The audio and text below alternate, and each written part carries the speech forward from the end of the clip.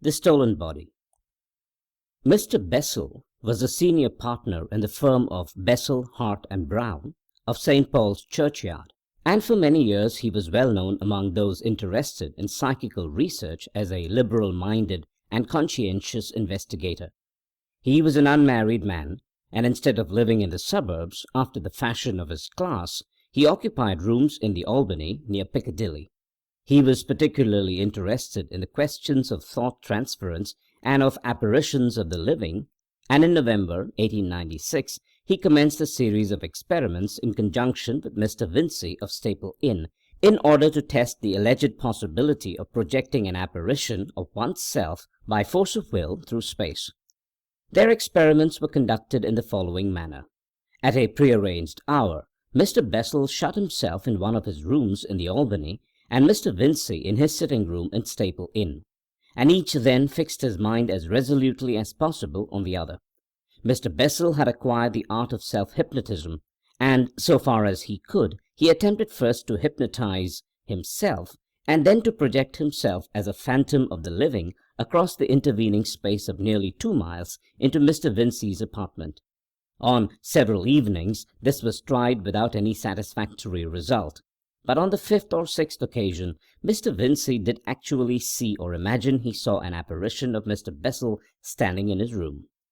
He states that the appearance, although brief, was very vivid and real. He noticed that Mr. Bessel's face was white and his expression anxious, and moreover that his hair was disordered.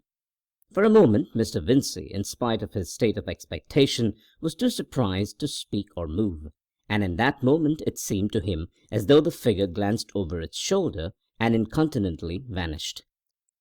It had been arranged that an attempt should be made to photograph any phantasm seen, but Mr. Vincey had not the instant presence of mind to snap the camera that lay ready on the table beside him, and when he did so he was too late. Greatly elated, however, even by this partial success, he made a note of the exact time, and at once took a cab to the Albany to inform Mr. Bessel of this result. He was surprised to find Mr. Bessel's outer door standing open to the night, and the inner apartments lit and in an extraordinary disorder. An empty champagne magnum lay smashed upon the floor. Its neck had been broken off against the ink-pot on the bureau and lay beside it. An octagonal occasional table, which carried a bronze statuette and a number of choice books, had been rudely overturned, and down the primrose paper of the wall inky fingers had been drawn, as it seemed for the mere pleasure of defilement. One of the delicate chintz curtains had been violently torn from its rings and thrust upon the fire, so that the smell of its smouldering filled the room. Indeed, the whole place was disarranged in the strangest fashion. For a few minutes Mr. Vincey, who had entered sure of finding Mr. Bessel in his easy chair awaiting him, could scarcely believe his eyes, and stood staring helplessly at these unanticipated things. Then, full of a vague sense of calamity, he sought the porter at the entrance lodge. "Where is Mr. Bessel?" he asked. "Do you know that all the furniture is broken in Mr. Bessel's room?"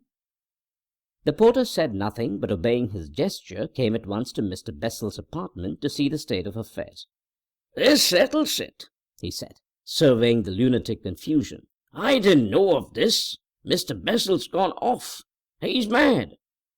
He then proceeded to tell Mr. Vincey that about half an hour previously, that is to say, at about the time of Mr. Bessel's apparition in Mr. Vincey's rooms, the missing gentleman had rushed out of the gates of the Albany into Vigo Street, hatless and with disordered hair, and had vanished into the direction of Bond Street. "And as he went past me," said the porter, "he laughed, a sort of gasping laugh, with his mouth open and his eyes glaring. I tell you, sir, he fair scared me. Like this." According to his imitation, it was anything but a pleasant laugh. "He waved his hand with all his fingers crooked and clawing like that, and he said in a sort of fierce whisper, 'Life!'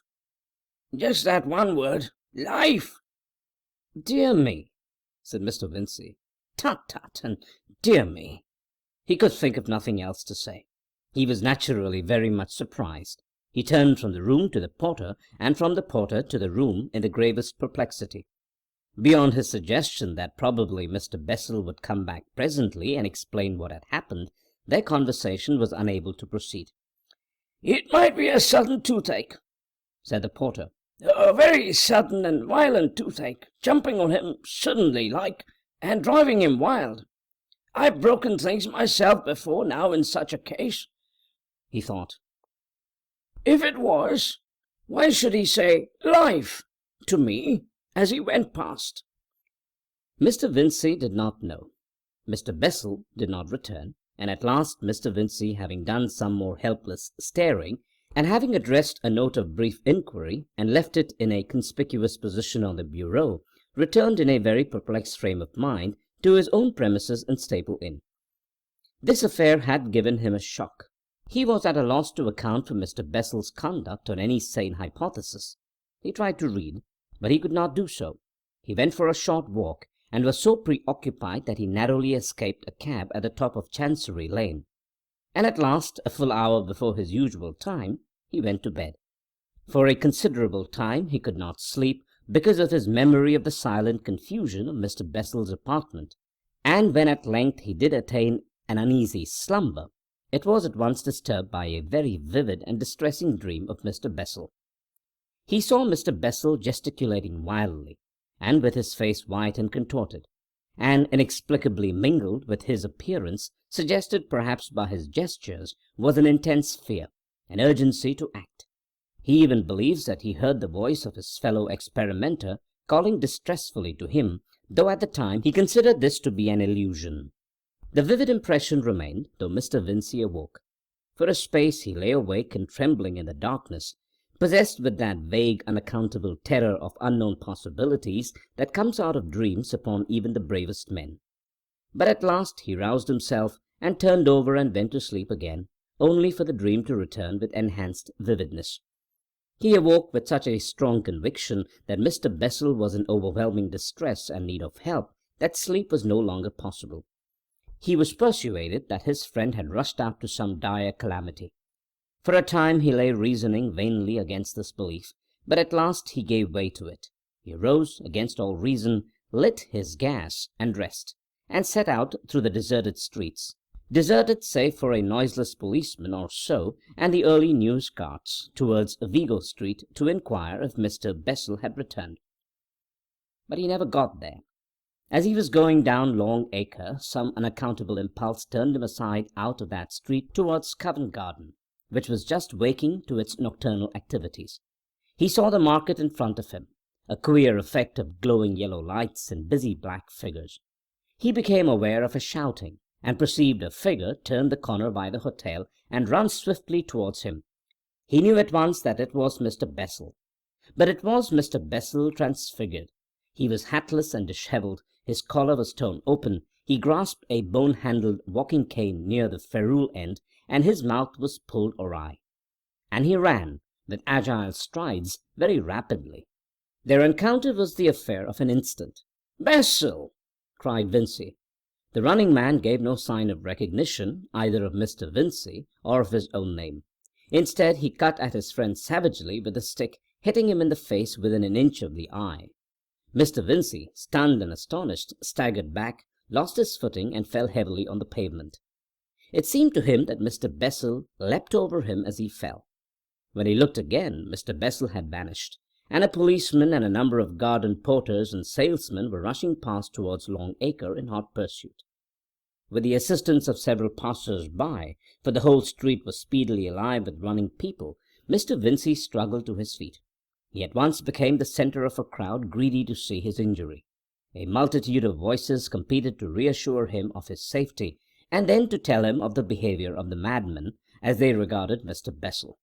He had suddenly appeared in the middle of the market, screaming "Life! Life!", striking left and right with a blood-stained walking-stick, and dancing and shouting with laughter at each successful blow. A lad and two women had broken heads, and he had smashed a man's wrist. A little child had been knocked insensible, and for a time he had driven everyone before him, so furious and resolute had his behaviour been. Then he made a raid upon a coffee stall, hurled its paraffin flare through the window of the post office, and fled laughing, after stunning the foremost of the two policemen who had the pluck to charge him. Mr. Vincey's first impulse was naturally to join in the pursuit of his friend, in order, if possible, to save him from the violence of the indignant people. But his action was slow, the blow had half stunned him, and while this was still no more than a resolution, came the news, shouted through the crowd, that Mr. Bessel had eluded his pursuers. At first Mr. Vincey could scarcely credit this, but the universality of the report, and presently the dignified return of 2 futile policemen, convinced him. After some aimless inquiries, he returned towards Staple Inn, patting a handkerchief to a now very painful nose. He was angry and astonished and perplexed. It appeared to him indisputable that Mr. Bessel must have gone violently mad in the midst of his experiment in thought transference, but why that he should make him appear with a sad white face in Mr. Vincey's dreams seemed a problem beyond solution. He racked his brains in vain to explain this. It seemed to him at last that not simply Mr. Bessel, but the order of things must be insane. But he could think of nothing to do. He shut himself carefully into his room, lit his fire — it was a gas fire with asbestos bricks — and, fearing fresh dreams if he went to bed, remained bathing his injured face or holding up books in a vain attempt to read until dawn. Throughout that vigil he had a curious persuasion that Mr. Bessel was endeavouring to speak to him, but he would not let himself attend to any such belief. About dawn his physical fatigue asserted itself, and he went to bed and slept at last in spite of dreaming. He rose late, unrested and anxious, and in considerable facial pain. The morning papers had no news of Mr. Bessel's aberration. It had come too late for them. Mr. Vincey's perplexities, to which the fever of his bruise added fresh irritation, became at last intolerable, and after a fruitless visit to the Albany, he went down to St. Paul's churchyard to Mr. Hart, Mr. Bessel's partner, and so far as Mr. Vincey knew, his nearest friend. He was surprised to learn that Mr. Hart, although he knew nothing of the outbreak, had also been disturbed by a vision, the very vision that Mr. Vincey had seen. Mr. Bessel, white and dishevelled, pleading earnestly by his gestures for help. That was his impression of the import of his signs. "I was just going to look him up in the Albany when you arrived," said Mr. Hart. "I was so sure of something being wrong with him." At the outcome of their consultation, the 2 gentlemen decided to inquire at Scotland Yard for news of their missing friend. "He is bound to be laid by the heels," said Mr. Hart. "He can't go on at that pace for long." But the police authorities had not laid Mr. Bessel by the heels. They confirmed Mr. Vincey's overnight experiences and added fresh circumstances, some of an even graver character than those he knew. A list of smashed glass along the upper half of Tottenham Court Road, an attack upon a policeman in Hampstead Road, and an atrocious assault upon a woman. All these outrages were committed between 12:30 and 1:45 in the morning, and between those hours, and indeed from the very moment of Mr. Bessel's first rush from his room at 9:30 in the evening, they could trace the deepening violence of his fantastic career. For the last hour, at last, from before 1, that is, until 1:45, he had run amok through London, eluding with amazing agility every effort to stop or capture him. But after 1:45 he had vanished. Up to that hour witnesses were multitudinous. Dozens of people had seen him, fled from him, or pursued him, and then things suddenly came to an end. At 1:45 he had been seen running down the Euston Road towards Baker Street, flourishing a can of burning colza oil and jerking splashes of flame therefrom at the windows of the houses he passed. But none of the policemen on Euston Road beyond the waxwork exhibition, nor any of those in the side streets down which he must have passed, had he left the Euston Road, had seen anything of him. Abruptly he disappeared. Nothing of his subsequent doings came to light in spite of the keenest inquiry. Here was a fresh astonishment for Mr. Vincey. He had found considerable comfort in Mr. Hart's conviction. "He is bound to be laid by the heels before long," and in that assurance he had been able to suspend his mental perplexities.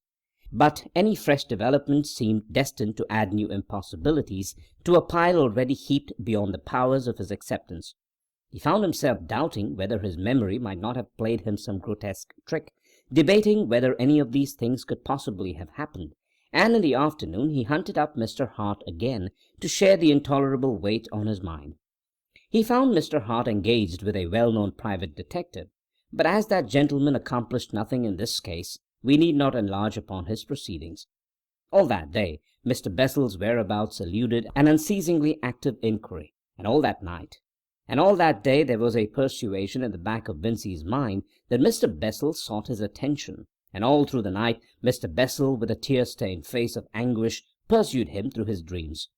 And whenever he saw Mr. Bessel in his dreams, he also saw a number of other faces, vague but malignant, that seemed to be pursuing Mr. Bessel. It was on the following day, Sunday, that Mr. Vincey recalled certain remarkable stories of Mrs. Bullock, the medium, who was then attracting attention for the first time in London. He determined to consult her. She was staying at the house of that well-known inquirer, Dr. Wilson Paget, and Mr. Vincey, although he had never met that gentleman before, repaired to him forthwith with the intention of invoking her help. But scarcely had he mentioned the name of Bessel when Dr. Paget interrupted him. "Last night, just at the end," he said, "we had a communication." He left the room and returned with a slate on which were certain words written in a handwriting, shaky indeed, but indisputably the handwriting of Mr. Bessel. "How did you get this?" said Mr. Vincey. "Do you mean—" "We got it last night," said Dr. Paget. With numerous interruptions from Mr. Vincey, he proceeded to explain how the writing had been obtained. It appears that in her séances, Mrs. Bullock passes into the condition of trance, her eyes rolling up in a strange way under her eyelids, and her body becoming rigid. She then begins to talk very rapidly, usually in voices other than her own. At the same time, one or both of her hands may become active, and if slates and pencils are provided, they will then write messages simultaneously with and quite independently of the flow of words from her mouth. By many she is considered an even more remarkable medium than the celebrated Mrs. Piper. It was one of these messages, the one written by her left hand, that Mr. Vincey now had before him. It consisted of 8 words written disconnectedly. George Bessel. Trial ex cabin. Baker Street. Help. Starvation. Curiously enough, neither Dr. Paget nor the other 2 inquirers who were present had heard of the disappearance of Mr. Bessel. The news of it appeared only in the evening papers of Saturday, and they had put the message aside with many others of a vague and enigmatical sort that Mrs. Bullock had from time to time delivered. When Dr. Paget heard Mr. Vincey's story, he gave himself at once with great energy to the pursuit of this clue to the discovery of Mr. Bessel. It would serve no useful purpose here to describe the inquiries of Mr. Vincey and himself. Suffice it that the clue was a genuine one, and that Mr. Bessel was actually discovered by its aid. He was found at the bottom of a detached shaft which had been sunk and abandoned at the commencement of the work for the new electric railway near Baker Street Station. His arm and leg and 2 ribs were broken. The shaft is protected by a hoarding nearly 20 feet high, and over this, incredible as it seems, Mr. Bessel, a stout middle-aged gentleman, must have scrambled in order to fall down the shaft. He was saturated in colza oil, and the smashed tin lay beside him. But luckily the flame had been extinguished by his fall, and his madness had passed from him altogether. But he was, of course, terribly enfeebled, and at the sight of his rescuers he gave way to hysterical weeping. In view of the deplorable state of his flat, he was taken to the house of Dr. Hatton in Upper Baker Street. Here he was subjected to a sedative treatment, and anything that might recall the violent crisis through which he had passed was carefully avoided. But on the 2nd day he volunteered a statement.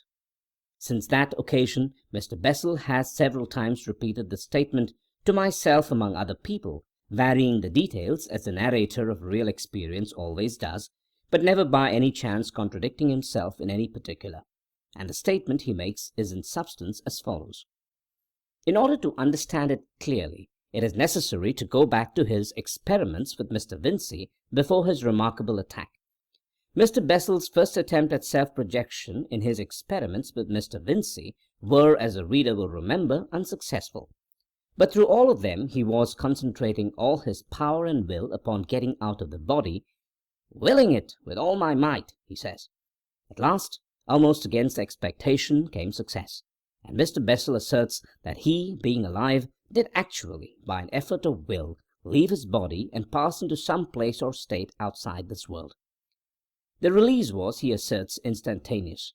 At one moment I was seated in my chair with my eyes tightly shut, my hands gripping the arms of the chair, doing all I could to concentrate my mind on Vincy, and then I perceived myself outside my body, saw my body near me but certainly not containing me, with the hands relaxing and the head drooping forward on the breast.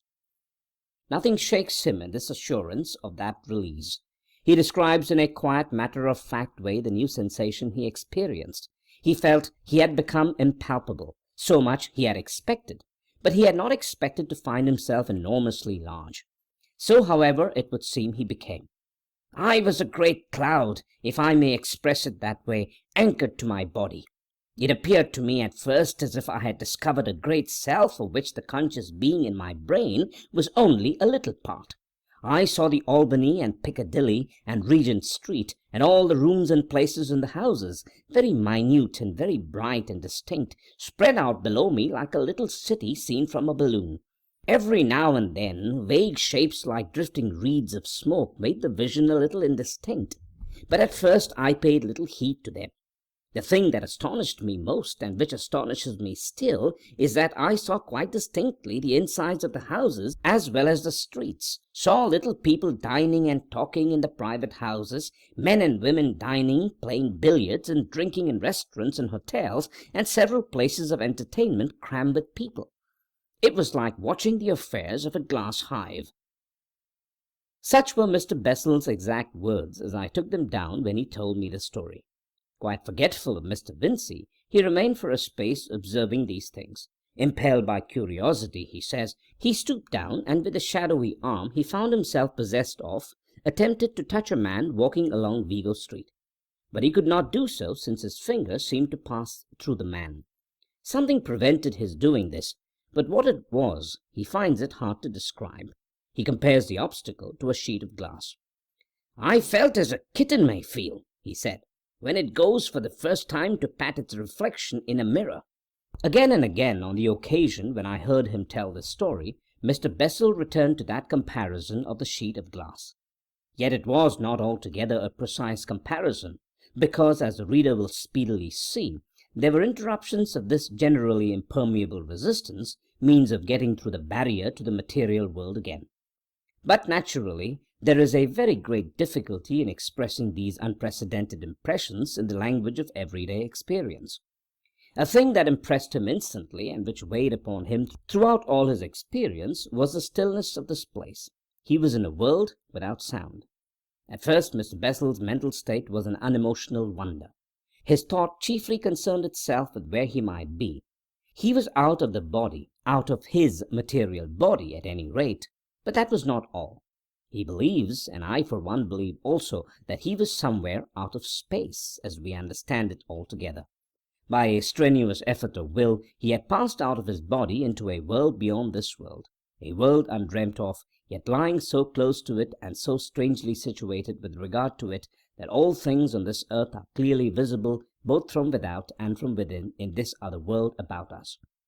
For a long time, as it seemed to him, this realization occupied his mind to the exclusion of all other matters, and then he recalled the engagement with Mr. Vincy, to which this astonishing experience was, after all, but a prelude. He turned his mind to locomotion in this new body in which he found himself. For a time he was unable to shift himself from his attachment to this earthly carcass. For a time this new strange cloud body of his simply swayed, contracted, expanded, coiled and writhed with his efforts to free himself. And then quite suddenly the link that bound him snapped. For a moment everything was hidden by what appeared to be whirling spheres of dark vapor, and then, through a momentary gap, he saw his drooping body collapse limply. He saw his lifeless head drop sideways, and found he was driving along like a huge cloud in a strange place of shadowy clouds that had the luminous intricacy of London spread like a model below. But now he was aware that the fluctuating vapor about him was something more than vapor, and the temerarious excitement of his first essay was shot with fear. For he perceived, at first indistinctly, and then suddenly very clearly, that he was surrounded by faces, that each roll and coil of the seeming cloud stuff was a face, and such faces, faces of thin shadow, faces of gaseous tenuity, faces like those faces that glare with intolerable strangeness upon the sleeper in the evil hours of his dreams. Evil, greedy eyes that were full of covetous curiosity, faces with knit brows and snarling, smiling lips. Their vague hands clutched at Mr. Bessel as he passed, and the rest of their bodies was but an elusive streak of trailing darkness. Never a word they said, never a sound from the mouths that seemed to gibber. All about him they pressed in that dreamy silence, passing freely through the dim mistiness that was his body, gathering even more numerously about him, and the shadowy Mr. Bessel, now suddenly fear-stricken, drove through the silent, active multitude of eyes and clutching hands. So inhuman were their faces, so malignant their staring eyes and shadowy, clawing gestures, that it did not occur to Mr. Bessel to attempt intercourse with these drifting creatures.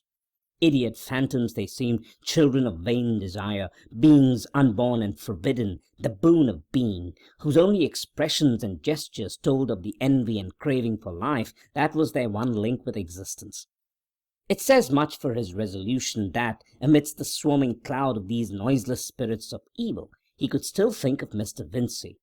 He made a violent effort of will and found himself, he knew not how, stooping towards Staple Inn, saw Vincey sitting attentive and alert in his armchair by the fire.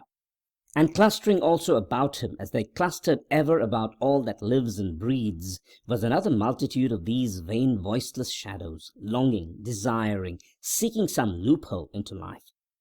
For a space Mr. Bessel sought ineffectually to attract his friend's attention. He tried to get in front of his eyes, to move the objects in his room, to touch him. But Mr. Vincey remained unaffected, ignorant of the being that was so close to his own. The strange something that Mr. Bessel had compared to a sheet of glass separated them impermeably. And at last Mr. Bessel did a desperate thing. I have told how that in some strange way he could see not only the outside of a man as we see him, but within. He extended his shadowy hand and thrust his vague black fingers, as it seemed, through the heedless brain. Then suddenly Mr. Vincey started like a man who recalls his attention from wandering thoughts, and it seemed to Mr. Bessel that a little dark red body situated in the middle of Mr. Vincey's brain swelled and glowed as he did so. Since that experience he has been shown anatomical figures of the brain, and he knows now that this is for that useless structure, as doctors call it, the pineal eye.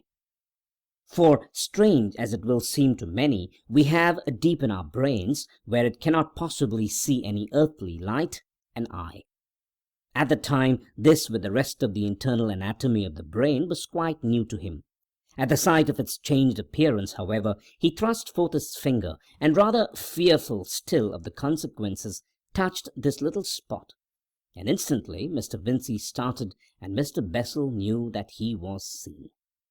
And at that instant it came to Mr. Bessel that evil had happened to his body, and behold, a great wind blew through all that world of shadows and tore him away. So strong was this persuasion that he thought no more of Mr. Vincey, but turned about forthwith, and all the countless faces drove back with him like leaves before a gale. But he returned too late. In an instant he saw the body that he had left inert and collapsed, lying indeed like the body of a man just dead, had arisen, and arisen by virtue of some strength and will beyond his own. It stood with staring eyes, stretching its limbs in dubious fashion. For a moment he watched it in wild dismay, and then he stooped towards it. But the pane of glass had closed against him again, and he was foiled. He beat himself passionately against this, and all about him the spirits of evil grinned and pointed and mocked.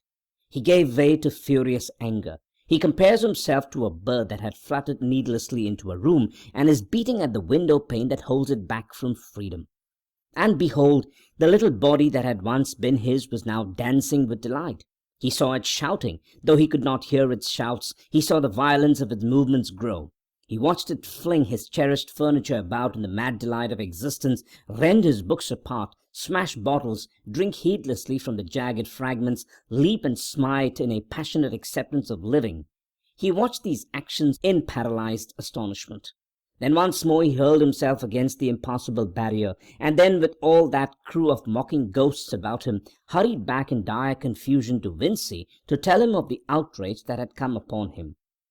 But the brain of Vincey was now closed against apparitions, and the disembodied Mr. Bessel pursued him in vain as he hurried out into Holborn to call a cab.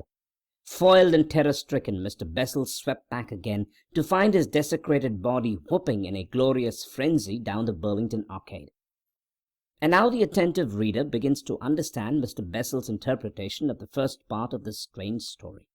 The being whose frantic rush through London had inflicted so much injury and disaster had indeed Mr. Bessel's body. But it was not Mr. Bessel. It was an evil spirit out of that strange world beyond existence into which Mr. Bessel had so rashly ventured. For 20 hours it held possession of him, and for all those 20 hours the dispossessed spirit body of Mr. Bessel was going to and fro in that unheard-of middle world of shadows, seeking help in vain. He spent many hours beating at the minds of Mr. Vincey and of his friend Mr. Hart. Each, as we know, he roused by his efforts, but the language that might convey his situation to these helpers across the gulf he did not know. His feeble fingers groped vainly and powerlessly in their brains. Once, indeed, as we have already told, he was able to turn Mr. Vincey aside from his patch so that he encountered the stolen body in its career. But he could not make him understand the thing that had happened. He was unable to draw any help from that encounter.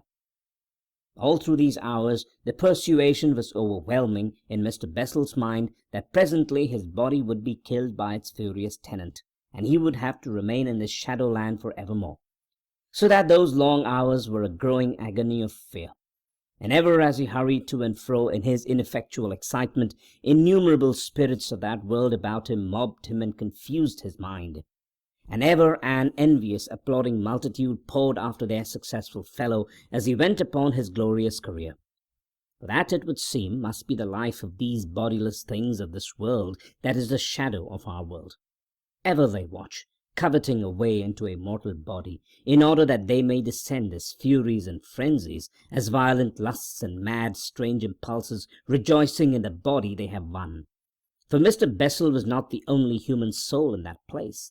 Witness the fact that he met first one and afterwards several shadows of men like himself, it seemed, who had lost their bodies, even it may be as he had lost his, and wandered despairingly in that lost world that is neither life nor death. They could not speak because the world is silent, yet he knew them for men because of their dim human bodies and because of the sadness of their faces.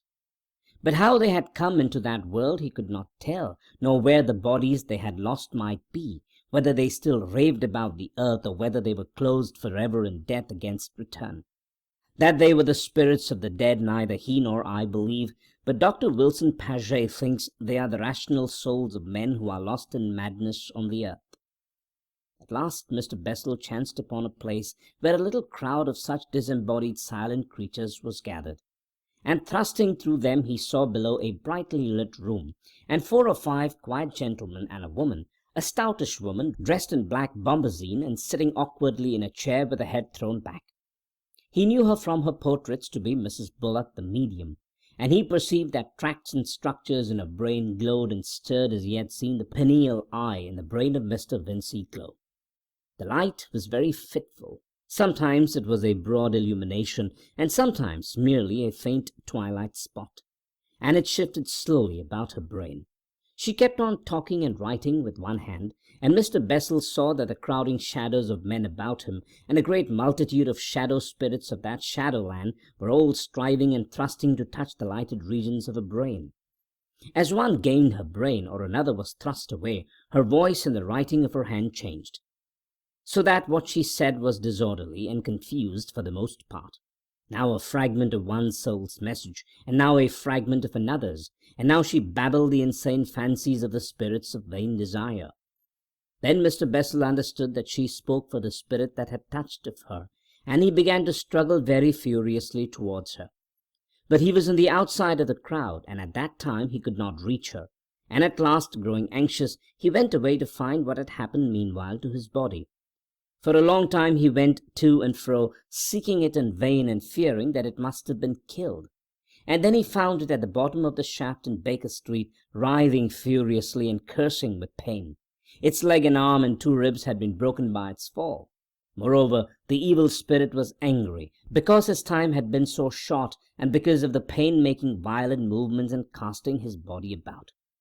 And at that Mr. Bessel returned with redoubled earnestness to the room where the séance was going on, and so soon as he had thrust himself within sight of the place, he saw one of the men who stood about the medium looking at his watch as if he meant that the séance should presently end, and that a great number of the shadows who had been striving turned away with gestures of despair. But the thought that the séance was almost over only made Mr. Bessel the more earnest, and he struggled so stoutly with his will against the others that presently he gained the woman's brain. It chanced that just at that moment it glowed very brightly, and in that instant she wrote the message that Dr. Wilson Paget preserved. And then the other shadows and the cloud of evil spirits about him had thrust Mr. Bessel away from her, and for all the rest of the séance he could regain her no more. So he went back and watched through the long hours at the bottom of the shaft where the evil spirit lay in the stolen body it had maimed, writhing and cursing and weeping and groaning and learning the lessons of pain. And towards dawn the thing he had waited for happened. The brain glowed brightly, and the evil spirit came out, and Mr. Bessel entered the body he had feared he should never enter again. As he did so, the silence, the brooding silence, ended. He heard the tumult of traffic and the voices of people overhead, and that strange world that is the shadow of our world, the dark and silent shadows of ineffectual desire, and the shadows of lost men vanished clean away. He lay there for the space of about 3 hours before he was found, and in spite of the pain and suffering of his wounds, and of the dim damp place in which he lay, in spite of the tears wrung from him by his physical distress, his heart was full of gladness to know that he was nevertheless back once more in the kindly world of men. The Valley of Spiders by H.G. Wells. Towards midday the three pursuers came abruptly round a bend in the torrent bed upon the site of a very broad and spacious valley. The difficult and winding trench of pebbles along which they had tracked the fugitives for so long expanded to a broad slope, and with a common impulse the three men left the trail and rode to a little eminence set with olive-dun trees, and there halted, the two others, as became them, a little behind the man with the silver-studded bridle. For a space they scanned the great expanse below them with eager eyes. It spread remoter and remoter, with only a few clusters of sere thorn bushes here and there, and the dim suggestions of some now waterless ravine to break its desolation of yellow grass. Its purple distances melted at last into the bluish slopes of the further hills, hills, it might be, of a greener kind, and above them, invisibly supported, and seeming indeed to hang in the blue, were the snow-clad summits of mountains that grew larger and bolder to the north-westward as the sides of the valley drew together. And westward the valley opened until a distant darkness under the sky told where the forests began. But the three men looked neither east nor west, but only steadfastly across the valley. The gaunt man with the scarred lip was the first to speak. "Nowhere," he said, with a sigh of disappointment in his voice. "But after all, they had a full day's start." "They don't know we're after them," said the little man on the white horse. "She would know," said the leader bitterly, as if speaking to himself. "Even then they can't go fast. They've got no beast but the mule, and all today the girl's foot has been bleeding." The man with the silver bridle flashed a quick intensity of rage on him. "Do you think I haven't seen that?" he snarled. "It helps, anyhow," whispered the little man to himself. The gaunt man with the scarred lip stared impassively. "They can't be over the valley," he said. "If we ride hard—" He glanced at the white horse and paused. "Curse all white horses," said the man with the silver bridle, and turned to scan the beast, his curse included. The little man looked down between the melancholy ears of his steed. "I did my best," he said. The two others stared again across the valley for a space. The gaunt man passed the back of his hand across the scarred lip. "Come up," said the man who owned the silver bridle suddenly. The little man started and jerked his rein, and the horses' hoofs of the three made a multitudinous faint pattering upon the withered grass as they turned back towards the trail. They rode cautiously down the long slope before them, and so came through a waste of prickly twisted bushes and strange dry shapes of horny branches that grew amongst the rocks, into the levels below. And there the trail grew faint, for the soil was scanty, and the only herbage was this scorched dead straw that lay upon the ground. Still, by hard scanning, by leaning beside the horses' necks and pausing ever and again, even these white men could contrive to follow after their prey. There were trodden places, bent and broken blades of the coarse grass, and ever and again the sufficient imitation of a footmark, and once the leader saw a brown smear of blood where the half-caste girl may have trod, and at that under his breath he cursed her for a fool. The gaunt man checked his leader's tracking, and the little man on the white horse rode behind, a man lost in a dream. They rode one after another, the man with the silver bridle led the way, and they spoke never a word. After a time it came to the little man on the white horse that the world was very still. He started out of his dream. Besides the little noises of their horses and equipment, the whole great valley kept the brooding quiet of a painted scene. Before him went his master and his fellow, each intently leaning forward to the left, each impassively moving with the paces of his horse. Their shadows went before them, still, noiseless, tapering attendants, and nearer a crouched, cool shape was his own. He looked about him. What was it had gone? Then he remembered the reverberation from the banks of the gorge, and the perpetual accompaniment of shifting, jostling pebbles, and moreover, there was no breeze. That was it. What a vast, still place it was, a monotonous afternoon slumber, and the sky open and blank except for a sombre veil of haze that had gathered in the upper valley. He straightened his back, fretted with his bridle, puckered his lips to whistle, and simply sighed. He turned in his saddle for a time, and stared at the throat of the mountain gorge out of which they had come. Blank slopes on either side, with never a sign of a decent beast or tree, much less a man. What a land it was! What a wilderness! He dropped again into his former pose. It filled him with a momentary pleasure to see a wry stick of purple-black flash out into the form of a snake and vanish amidst the brown. After all, the infernal valley was alive. And then, to rejoice him still more, came a little breath across his face, a whisper that came and went, the faintest inclination of a stiff black-antlered bush upon a little crest, the first intimations of a possible breeze. Idly he wetted his finger and held it up. He pulled up sharply to avoid a collision with the gaunt man, who had stopped at fault upon the trail. Just at that guilty moment he caught his master's eye looking toward him. For a time he forced an interest in the tracking. Then, as they rode on again, he studied his master's shadow and hat and shoulder, appearing and disappearing behind the gaunt man's nearer contours. They had ridden 4 days out of the very limits of the world into this desolate place, short of water, with nothing but a strip of dried meat under their saddles, over rocks and mountains, where surely none but these fugitives had ever been before, for that. And all this was for a girl, a mere wilful child. And the man had whole cityfuls of people to do his basest bidding, girls, women. Why in the name of passionate folly this one in particular? Asked the little man, and scowled at the world, and licked his parched lips with a blackened tongue. It was the way of the master, and that was all he knew, just because she sought to evade him.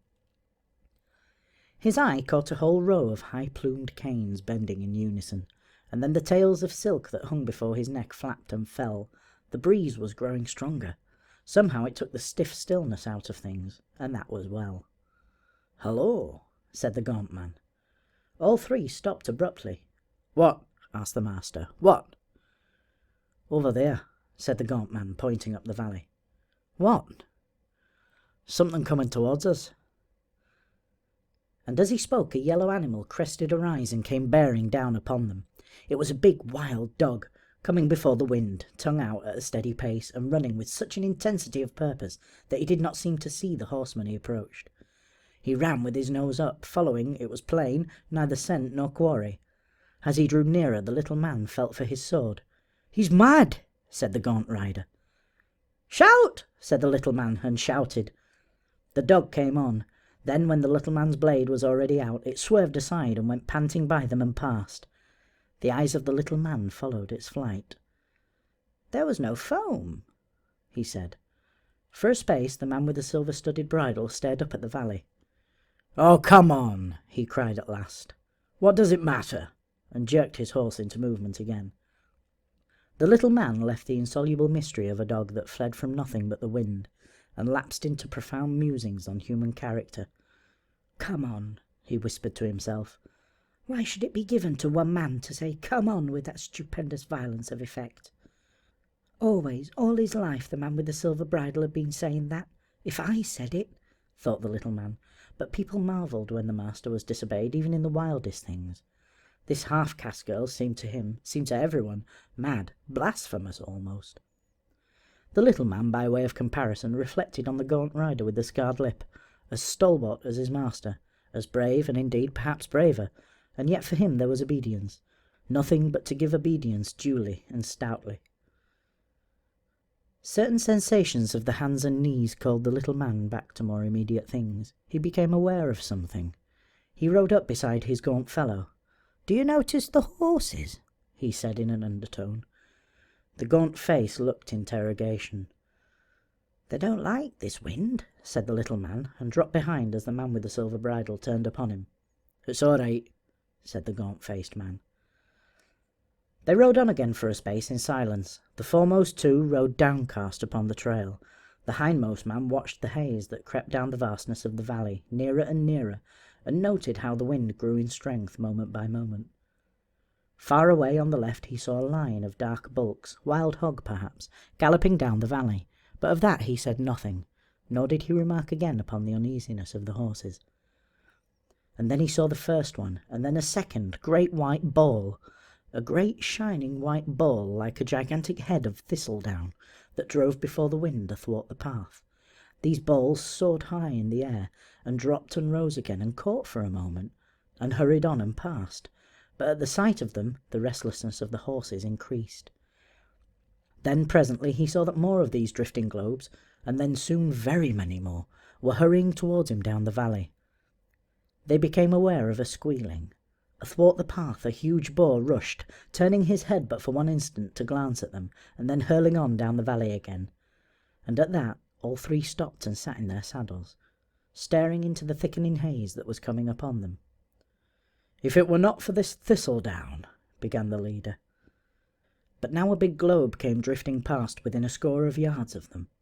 It was really not an even sphere at all, but a vast, soft, ragged, filmy thing, a sheet gathered by the corners, an aerial jellyfish as it were, but rolling over and over as it advanced, and trailing long cobwebby threads and streamers that floated in its wake. "It isn't thistledown," said the little man. "I don't like the stuff," said the gaunt man, and they looked at one another. "Curse it!" cried the leader. "The air's full of it up there. If it keeps on at this pace long, it will stop us altogether." An instinctive feeling, such as lines out a herd of deer at the approach of some ambiguous thing, prompted them to turn their horses to the wind, ride forward for a few paces, and stare at that advancing multitude of floating masses. They came on before the wind with a sort of smooth swiftness, rising and falling noiselessly, sinking to earth, rebounding high, soaring, all with a perfect unanimity, and with a still, deliberate assurance. Right and left of the horsemen the pioneers of this strange army passed. At one that rolled along the ground, breaking shapelessly and trailing out reluctantly into long grappling ribbons and bands, all three horses began to shy and dance. The master was seized with a sudden unreasonable impatience. He cursed the drifting globes roundly. "Get on!" he cried. "Get on! What do these things matter? How can they matter? Back to the trail!" He fell swearing at his horse and sawed the bit across its mouth. He shouted aloud with rage. "I will follow that trail, I tell you!" he cried. "Where is the trail?"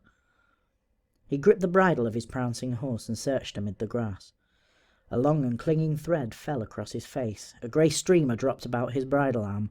Some big, active thing with many legs ran down the back of his head. He looked up to discover one of those grey masses, anchored as it were above him by these things, and flapping out ends as a sail flaps when a boat comes, about, but noiselessly. He had an impression of many eyes, of a dense crew of squat bodies, of long, many-jointed limbs hauling at their mooring ropes to bring the thing down upon him. For a space he stared up, reining in his prancing horse with the instinct born of years of horsemanship. Then the flat of a sword smote his back, and a blade flashed overhead and cut the drifting balloon of spiderweb free, and the whole mass lifted softly and drove clear and away. "Spiders!" cried the voice of the gaunt man. "The things are full of big spiders, look, my lord!" The man with the silver bridle still followed the mass that drove away. "Look, my lord!" The master found himself staring down at a red smashed thing on the ground that, in spite of partial obliteration, could still wriggle unavailing legs. Then, when the gaunt man pointed to another mass that bore down upon them, he drew his sword hastily. Up the valley now it was like a fog bank torn to rags. He tried to grasp the situation. "Ride for it!" the little man was shouting. "Ride for it down the valley!" What happened then was like the confusion of a battle. The man with the silver bridle saw the little man go past him, slashing furiously at imaginary cobwebs, saw him cannon into the horse of the gaunt man and hurl it and its rider to earth. His own horse went a dozen paces before he could rein it in. Then he looked up to avoid imaginary dangers, and then back again to see a horse rolling on the ground. The gaunt man standing and slashing over it at a rent and fluttering mass of grey that streamed and wrapped about them both. And thick and fast as thistledown on wasteland on a windy day in July, the cobweb masses were coming on. The little man had dismounted, but he dared not release his horse. He was endeavouring to lug the struggling brute back with the strength of one arm, while with the other he slashed aimlessly. The tentacles of a second grey mass had entangled themselves with the struggle, and this second grey mass came to its moorings and slowly sank. The master set his teeth, gripped his bridle, lowered his head, and spurred his horse forward. The horse on the ground rolled over, there were blood and moving shapes upon the flanks, and the gaunt man, suddenly leaving it, ran forward towards his master perhaps 10 paces. His legs were swathed and encumbered with grey. He made ineffectual movements with his sword. Grey streamers waved from him. There was a thin veil of grey across his face. With his left hand he beat at something on his body, and suddenly he stumbled and fell. He struggled to rise and fell again, and suddenly, horribly, began to howl. "Oh, oh, oh." The master could see the great spiders upon him, and others upon the ground. As he strove to force his horse nearer to this gesticulating, screaming grey object that struggled up and down, there came a clatter of hoofs, and the little man, in act of mounting, swordless, balanced on his belly athwart the white horse, and clutching its mane whirled past. And again a clinging thread of grey gossamer swept across the master's face. All about him and over him it seemed this drifting, noiseless cobweb circled and drew nearer him. To the day of his death he never knew just how the event of that moment happened. Did he, indeed, turn his horse, or did it really of its own accord stampede after its fellow?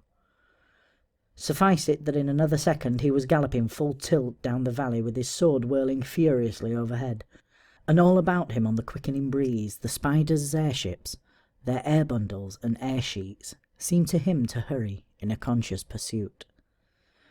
Clatter, clatter, thud, thud, the man with the silver bridle rode, heedless of his direction, with his fearful face looking up now right, now left, and his sword arm ready to slash. And a few 100 yards ahead of him, with a tail of torn cobweb trailing behind him, rode the little man on the white horse, still but imperfectly in the saddle. The reeds bent before them, the wind blew fresh and strong. Over his shoulder the master could see the webs hurrying to overtake. He was so intent to escape the spiders' webs that only as his horse gathered together for a leap did he realise the ravine ahead, and then he realised it only to misunderstand and interfere. He was leaning forward on his horse's neck and sat up and back all too late. But if in his excitement he had failed to leap, at any rate he had not forgotten how to fall. He was horseman again in mid-air. He came off clear with a mere bruise upon his shoulder, and his horse rolled, kicking spasmodic legs, and lay still. But the master's sword drove its point into the hard soil and snapped clean across, as though chance refused him any longer as her knight, and the splintered end missed his face by an inch or so. He was on his feet in a moment, breathlessly scanning the onrushing spiderwebs. For a moment he was minded to run, and then thought of the ravine and turned back. He ran aside once to dodge one drifting terror, and then he was swiftly clambering down the precipitous sides and out of the touch of the gale.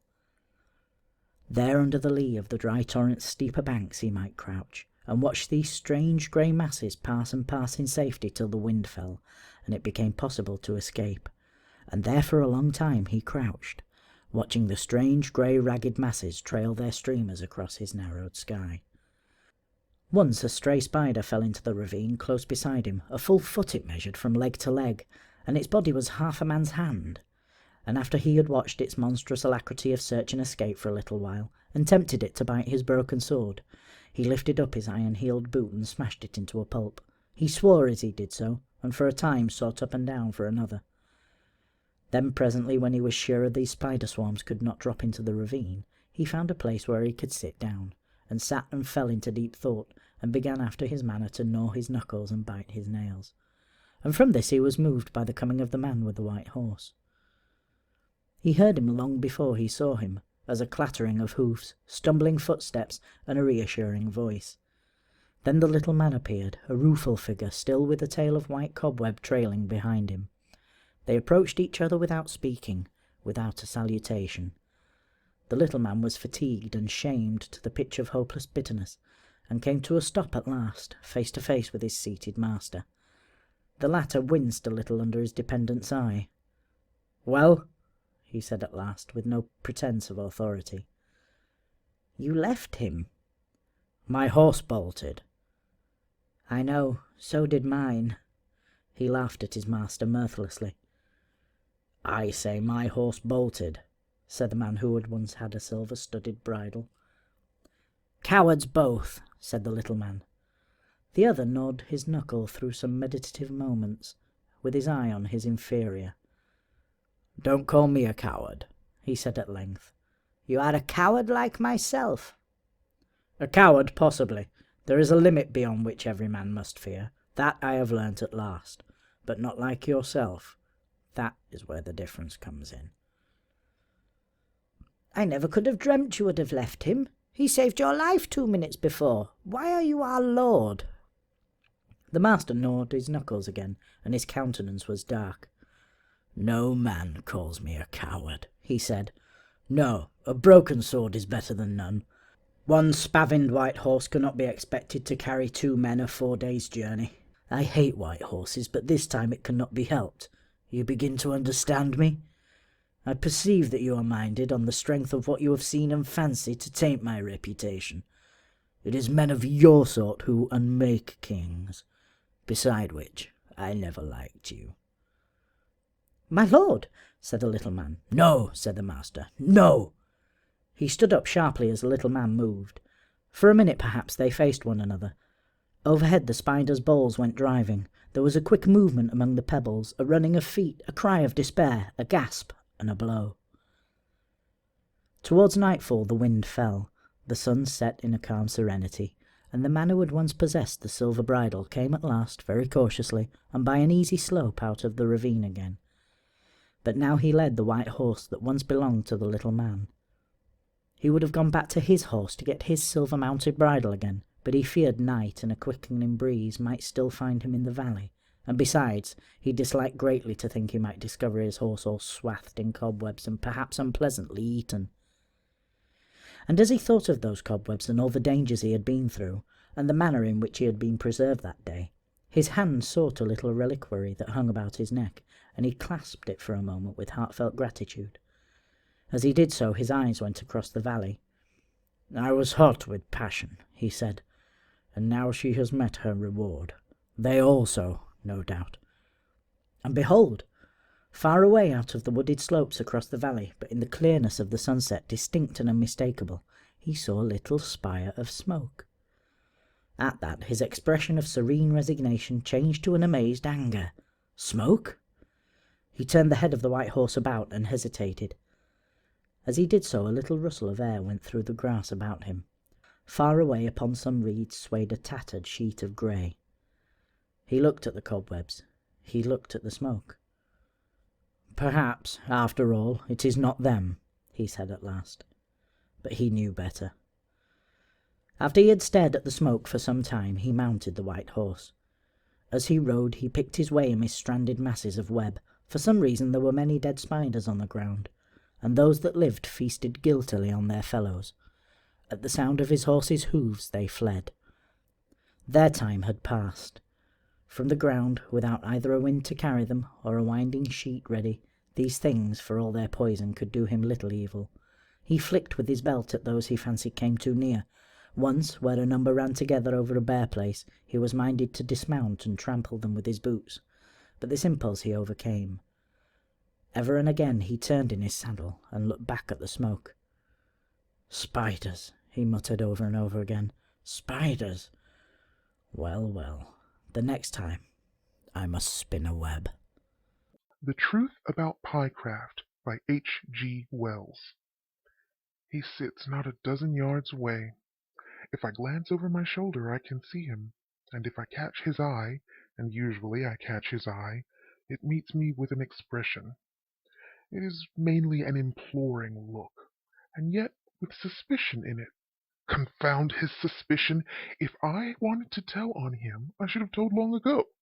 I don't tell, and I don't tell, and he ought to feel at his ease, as if anything so gross and fat as he could feel at ease.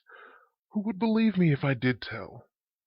Poor old Pyecraft, great uneasy jelly of substance, the fattest clubman in London.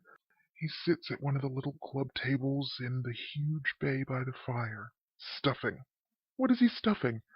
I glance judiciously and catch him biting at a round of hot buttered tea cake, with his eyes on me. Confound him! With his eyes on me! That settles it, Pyecraft. Since you will be abject, since you will behave as though I was not a man of honor, here, right under your embedded eyes, I write the thing down. The plain truth about Pyecraft, the man I helped, the man I shielded, and who has requited me by making my club unendurable, absolutely unendurable, with his liquid appeal, with the perpetual "don't tell" of his looks. And besides, why does he keep on eternally eating? Well, here goes for the truth, the whole truth, and nothing but the truth. Pyecraft. I made the acquaintance of Pyecraft in this very smoking room. I was a young, nervous, new member, and he saw it. I was sitting all alone, wishing I knew more of the members, and suddenly he came, a great rolling front of his chins and abdomina towards me, and grunted and sat down in a chair close by me and wheezed for a space, and scraped for a space with a match and lit a cigar, and then addressed me. I forget what he said, something about the matches not lighting properly. And afterward, as he talked, he kept stopping the waiters one by one as they went by and telling them about the matches in that thin, fluty voice he has. But anyhow, it was in some such way we began our talking. He talked about various things and came round to games, and thence to my figure and complexion. "You ought to be a good cricketer," he said. "I suppose I am slender to what some people would call lean, and I suppose I am rather dark. Still, I am not ashamed of having a Hindu great-grandmother, but for all that, I don't want casual strangers to see through me at a glance to her, so that I was set against Pyecraft from the beginning. But he only talked about me in order to get to himself. "I expect," he said, "you take no more exercise than I do, and probably you eat no less." Like all excessively obese people, he fancied he ate nothing. "Yet," and he smiled an oblique smile, "we differ." And then he began to talk about his fatness and his fatness, all he did for his fatness, and all he was going to do for his fatness, what people had advised him to do for his fatness, and what he had heard of people doing for fatness similar to his. "A priori," he said, "one would think a question of nutrition could be answered by dietary, and a question of assimilation by drugs." It was stifling. It was dumpling talk. It made me feel swelled to hear him. One stands that sort of thing once in a way at a club. But a time came when I fancied I was standing too much. He took to me altogether too conspicuously. I could never go into the smoking room but he would come wallowing toward me, and sometimes he came and gormandized round and about me while I had my lunch. He seemed at times almost to be clinging to me. He was a bore, but not so fearful a bore as to be limited to me. And from the first there was something in his manner, almost as though he knew, almost as though he penetrated to the fact that I might that there was a remote, exceptional chance in me that no one else presented. "I'd give anything to get it down," he would say. "Anything," and peer at me over his vast cheeks and pant. Poor old Pycraft. He has just gonged, no doubt to order another buttered tea cake. He came to the actual thing one day. "Our pharmacopoeia," he said, "our Western pharmacopoeia is anything but the last word of medical science. In the East, I've been told—" He stopped and stared at me. It was like being at an aquarium. I was quite suddenly angry with him. "Look here," I said. "Who told you about my great-grandmother's recipes?" "Well," he fenced. "Every time we've met for a week," I said, "and we've met pretty often, you've given me a broad hint or so about that little secret of mine." "Well," he said, "now the cat's out of the bag, I'll admit, yes, it is so. I had it from Pattison indirectly," he said, which I believe was lying. "Yes, Pattison," I said, "took that stuff at his own risk." He pursed his mouth and bowed. "My great-grandmother's recipes," I said, "are queer things to handle. My father was near making me promise—" "He didn't?" "No, but he warned me. He himself used one once." "Ah, but do you think— suppose there did happen to be one—" "The things are curious documents," I said. "Even the smell of them. No." But after going so far, Pycraft was resolved I should go farther. I was always a little afraid if I tried his patience too much he would fall on me suddenly and smother me. I own I was weak, but I was also annoyed with Pycraft. I had got to that state of feeling for him that disposed me to say, "Well, take the risk." The little affair of Pattison to which I have alluded was a different matter altogether. What it was doesn't concern us now, but I knew anyhow that the particular recipe I used then was safe. The rest I didn't know so much about, and on the whole I was inclined to doubt their safety pretty completely. Yet even if Pycraft got poisoned, I must confess the poisoning of Pycraft struck me as an immense undertaking. That evening I took that queer, odd-scented sandalwood box out of my safe and turned the rustling skins over. The gentleman who wrote the recipes for my great-grandmother evidently had a weakness for skins of a miscellaneous origin, and his handwriting was cramped to the last degree. Some of the things are quite unreadable to me, though my family with its Indian Civil Service associations has kept up a knowledge of Hindustani from generation to generation, and none are absolutely plain sailing. But I found the one that I knew was there soon enough, and sat on the floor by my safe for some time looking at it. "Look here," said I to Pycraft the next day, and snatched the slip away from his eager grasp. "So far as I can make it out, this is a recipe for loss of weight." "Ah," said Pycraft, "I'm not absolutely sure, but I think it's that. And if you take my advice, you'll leave it alone, because, you know, I blacken my blood in your interest, Pycraft. My ancestors on that side were, so far as I can gather, a jolly queer lot. See?" "Let me try it," said Pycraft. I leant back in my chair. My imagination made one mighty effort and fell flat within me. "What in heaven's name, Pycraft," I asked, "do you think you'll look like when you get thin?" He was impervious to reason. I made him promise never to say a word to me about his disgusting fatness again, whatever happened. Never. And then I handed him that little piece of skin. "It's nasty stuff," I said. "No matter," he said, and took it. He goggled at it. But, he said. He had just discovered that it wasn't English. "To the best of my ability," I said, "I will do you a translation." I did my best. After that we didn't speak for a fortnight. Whenever he approached me, I frowned and motioned him away. and he respected our compact. But at the end of a fortnight he was as fat as ever, and then he got a word in.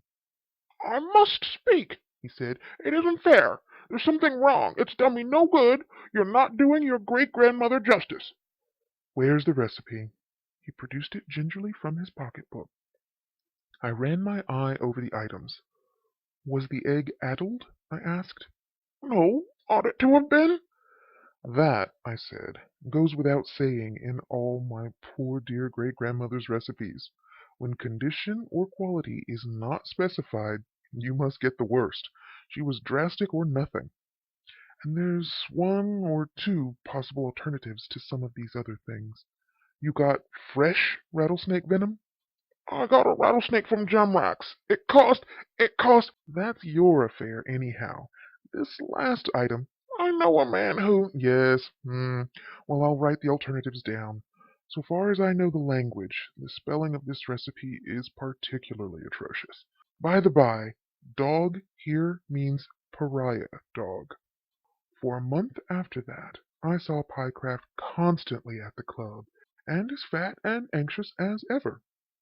He kept our treaty, but at times he broke the spirit of it by shaking his head despondently. Then one day, in the cloakroom, he said, "Your great-grandmother—" "Not a word against her," I said, and he held his peace. I could have fancied he had desisted, and I saw him one day talking to 3 new members about his fatness, as though he was in search of other recipes. And then, quite unexpectedly, his telegram came. "Mr. Formalin," bawled a page boy under my nose, and I took the telegram and opened it at once. "For heaven's sake, come, Pycraft." Said I, and to tell the truth, I was so pleased at the rehabilitation of my great-grandmother's reputation this evidently promised, that I made a most excellent lunch.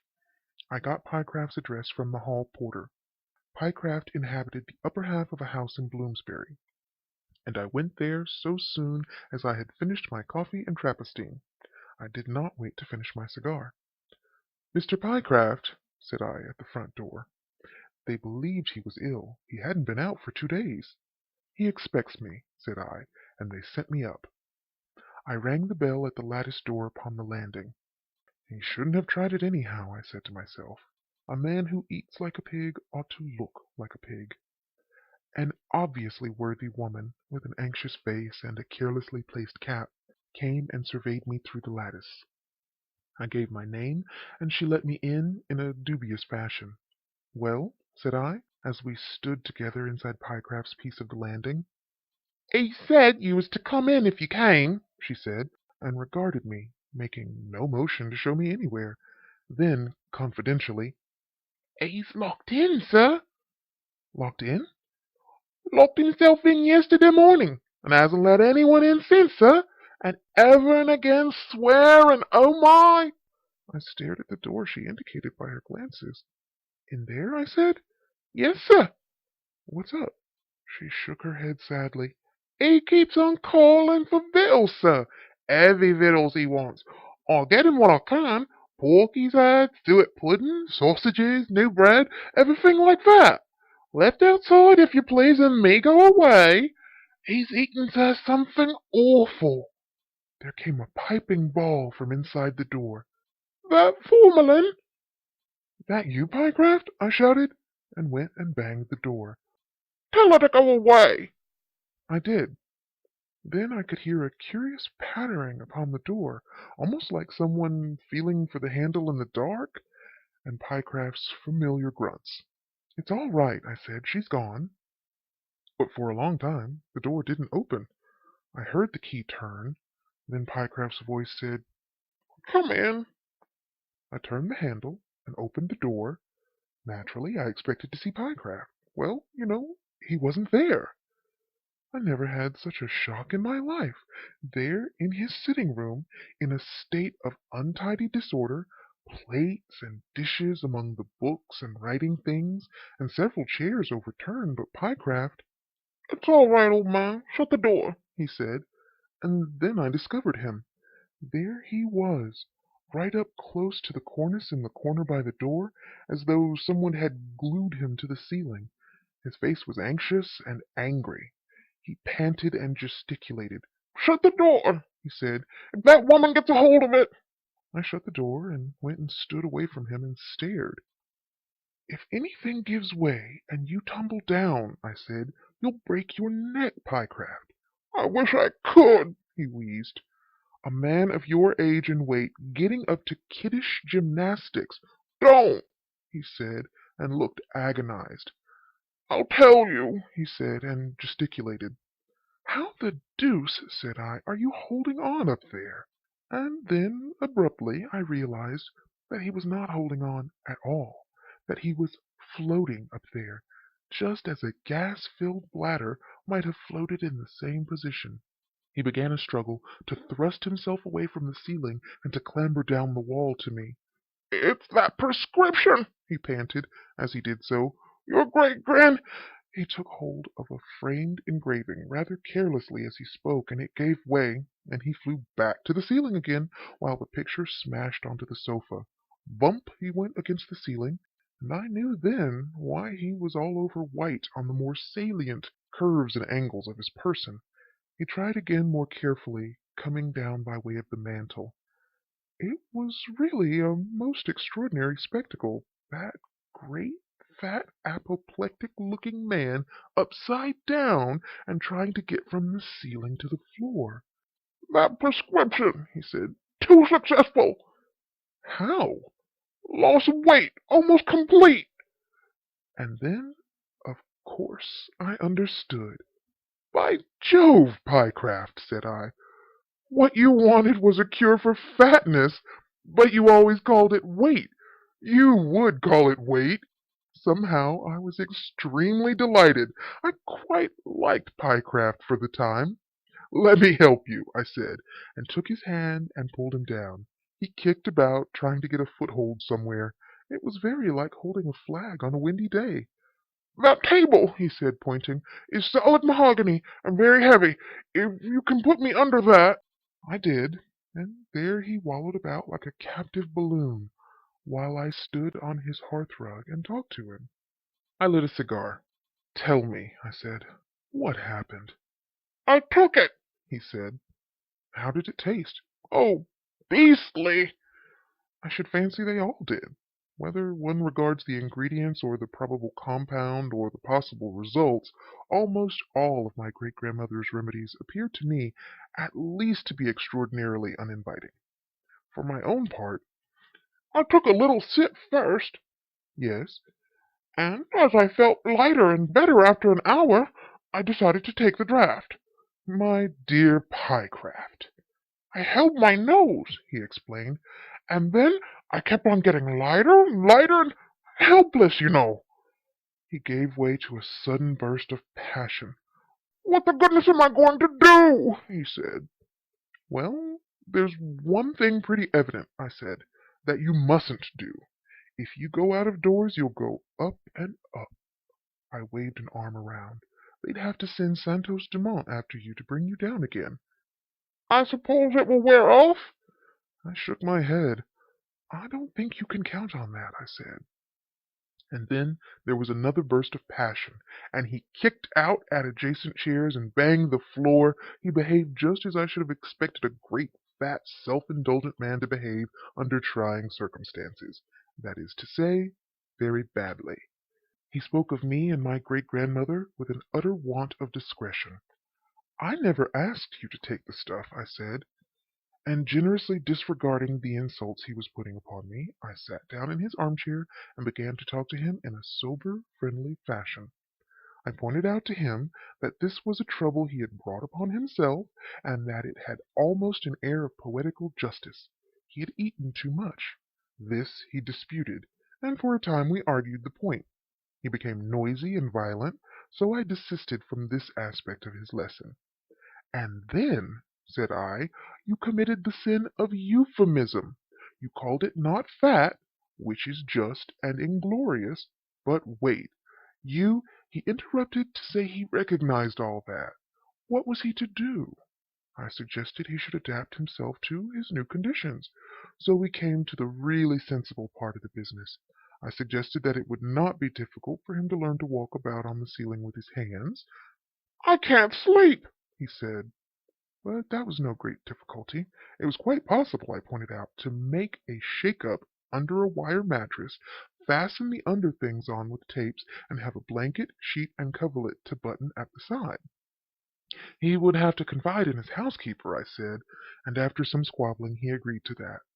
Afterwards it was quite delightful to see the beautifully matter-of-fact way with which the good lady took all these amazing inversions.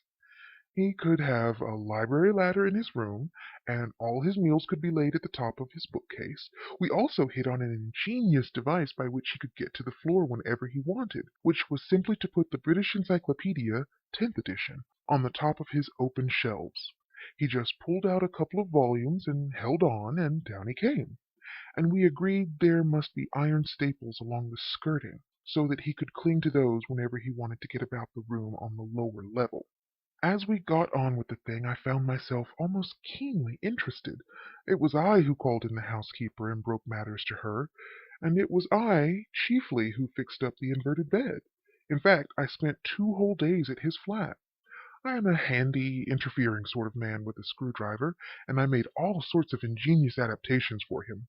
Ran a wire to bring his bells within reach, turned all his electric lights up instead of down, and so on. The whole affair was extremely curious and interesting to me, and it was delightful to think of Pycraft like some great fat blowfly crawling about on his ceiling and clambering round the lintels of his doors from one room to another, and never, never, never coming to the club any more. Then, my fatal ingenuity got the better of me. I was sitting by his fire, drinking his whiskey, and he was up in his favorite corner by the cornice, tacking a Turkey carpet to the ceiling, when the idea struck me. By Jove, Pycraft, I said, all this is totally unnecessary. And before I could calculate the complete consequences of my notion, I blurted it out. Lead underclothing, said I, and the mischief was done. Pycraft received the thing almost in tears. To be right ways up again, he said. I gave him the whole secret before I saw where it would take me. Buy sheet lead, I said. Stamp it into discs. Sew 'em all over your underclothes until you have enough. Have lead-soled boots. Carry a bag of solid lead, and the thing is done. Instead of being a prisoner here, you may go abroad again, Pycraft. You may travel. A still happier idea came to me. You need never fear a shipwreck.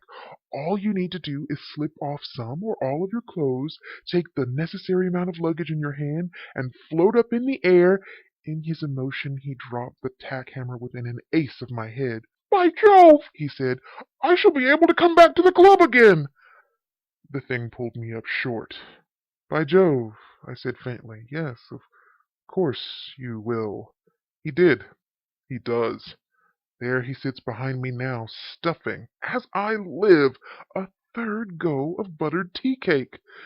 And no one in the whole world knows, except his housekeeper and me, that he weighs practically nothing, that he is a mere boring mass of assimilatory matter, mere clouds in clothing, niente, nefas, the most inconsiderable of men.